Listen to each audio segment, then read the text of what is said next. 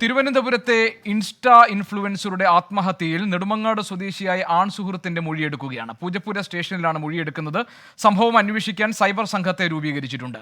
ഷഫീദ് റാവുത്തർ തിരുവനന്തപുരത്ത് വിവരങ്ങൾ നൽകാനുണ്ട്. ഷഫീദ്, ഇതിൽ എന്തെങ്കിലും ദുരൂഹത മറഞ്ഞിരിക്കുന്നതായി പോലീസ് സംശയിക്കുന്നുണ്ടോ? ഗോപികൃഷ്ണൻ, ഏറ്റവും പ്രധാനപ്പെട്ട കാര്യം ഈ സൈബർ ആക്രമണമാണ് ആത്മഹത്യയിലേക്ക് നയിച്ചതെന്ന് കുടുംബത്തിന് ആരോപണമുണ്ട്. ഈ സാഹചര്യത്തിൽ കൂടിയാണ് വളരെ ഗൗരവമുള്ള ഒരു അന്വേഷണം പോലീസിന്റെ ഭാഗത്തു നിന്ന് ഉണ്ടാകുന്നത്. കഴിഞ്ഞ ദിവസമാണ് ആത്മഹത്യക്ക് ശ്രമിച്ച ചികിത്സയിലായിരുന്ന തിരുവനന്തപുരം തൃക്കണ്ണാപുരം ഞാലിക്കോണം സ്വദേശി മരിച്ചത്. അതിന് പിന്നാലെ സോഷ്യൽ മീഡിയയിലടക്കം വലിയ തരത്തിലുള്ള ആരോപണങ്ങൾ ഇതുമായി ബന്ധപ്പെട്ട് ഉയർന്നിരുന്നു.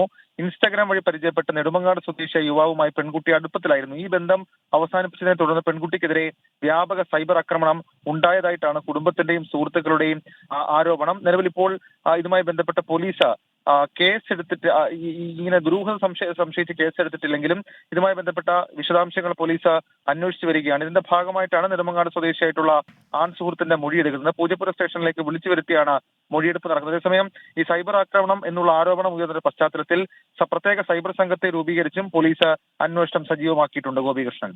ഷഫീദ് റാവുത്തറാണ് വിവരങ്ങൾ നൽകിയത് തിരുവനന്തപുരത്ത് നിന്ന്.